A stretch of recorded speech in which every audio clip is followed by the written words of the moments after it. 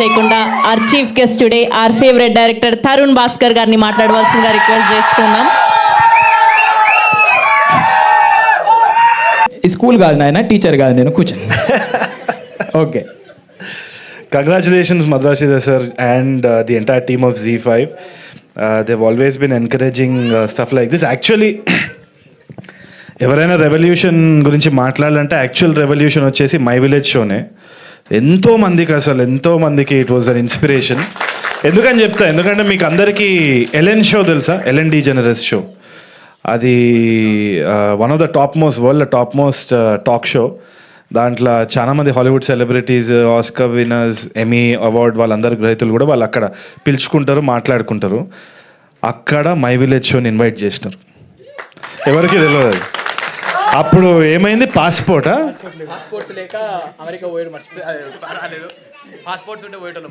అంటే being local is being global అన్నదానికి అదే నిదర్శనం కదా. సో ఏ రోజైతే నేను అది విన్నానో నాకు ఎంత ఇన్స్పిరేషన్ వచ్చిందంటే, సమ్టైమ్స్ ఇట్ హ్యాపెన్స్ విదౌట్ మనం ఏదో ప్లాన్ చేసినందుకు కాదు.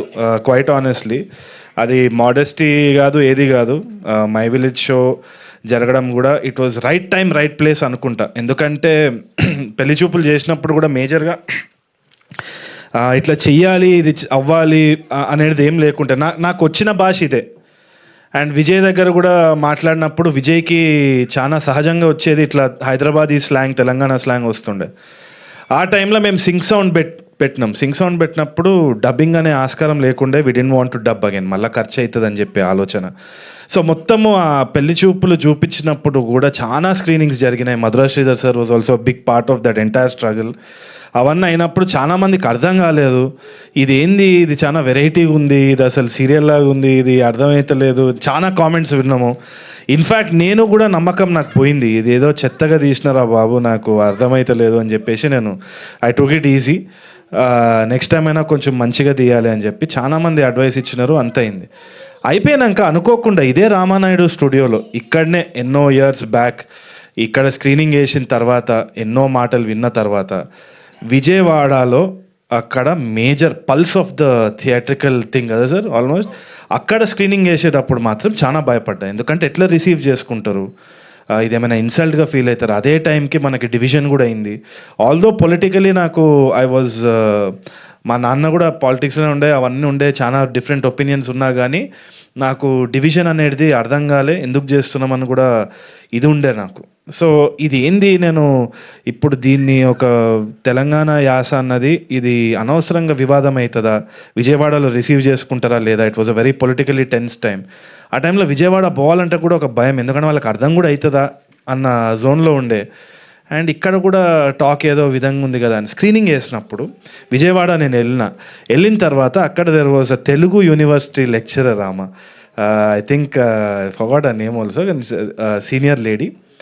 ఆమె మొత్తం సినిమా చూసిన తర్వాత she hugged me and she cried. She said, ఎంత బాగా తీసావు నాన్న, మనసుకి హద్దు పోయింది, అంటే ఉన్న డిప్రెషన్ పోయింది. అంటే నేను ఆమె కాలు మొక్కిన. ఏంటంటే భాష కానీ యాస కానీ మనుషుల్ని కలుపుకోవాలి, విడదీయొద్దు ఎప్పుడు. And I think that is the most important thing that we're doing. So my village show కానీ ఈ తెలంగాణ సినిమా రావడం కానీ it is showcasing more of our culture. ఎప్పుడు కానీ గ్రేడియంట్ ఉంటుంది కానీ లైన్ ఉండదు. మనం మన అండర్స్టాండింగ్ కోసం గీతలు గీస్తాం కానీ ఇట్స్ అ గ్రేడియంట్. చాలా బ్యూటిఫుల్గా ఫ్లో అవుతుంది లాంగ్వేజ్ కానీ కల్చర్ కానీ. సో ఇట్లాంటి సినిమాలు రావడంతో I think we're understanding more about ourselves, మన కల్చర్ కానీ. And I thank all these people for encouraging us. Right time right place, అంతకు తప్పితే ఏం చెప్పలేము. అండ్ బిగ్గెస్ట్ రెవల్యూషన్ పెళ్లి చూపుల కంటే మై విలేజ్ షోనే మనని గ్లోబల్ స్టేజ్లో తీసుకెళ్లే చిన్న యూట్యూబ్ థింగ్. మీరు ఇవాళ అన్నారు కదా, మేము ఫోన్తో స్టార్ట్ చేసినాం ఇవాళ రెడ్ హీలియం అని. రెడ్ హీలియం లేదు, ఆరి అలెక్సా లేదు. మీ డిటర్మినేషన్ ఏదైతే ఉందో ఈ కెమెరాల కంటే చాలా మించిందని నేను నమ్ముతున్నాను. అండ్ అనిల్ అయితే ద ఎనర్జీ, ఆయన ఎంత గ్రౌండెడ్గా ఉంటాడు అండ్ ఆల్సో ఆయన ఏదైతే మనసు వైపు మాట్లాడతాడో డెఫినెట్లీ ఆ పర్సనాలిటీకి ఎట్టి పరిస్థితుల్లో ఒక అట్రాక్షన్ అనేది ఏర్పడుతుంది. గ్యారంటీగా I'm telling that heal shine much brighter అని నేను అనుకుంటున్నాను. And thank you for having me. ఇంతకంటే చెప్పేది ఏం లేదు. నన్ను కూడా ఒక చిన్న పార్ట్ చేసినందుకు ఐఎమ్ వెరీ హ్యాపీ. నెక్స్ట్ దాంట్లో నేను కూడా ఫ్రీగా వాయిస్ ఓవర్ ఇస్తా. దర్శన్ ఊకే ఇంత పొగడకండి.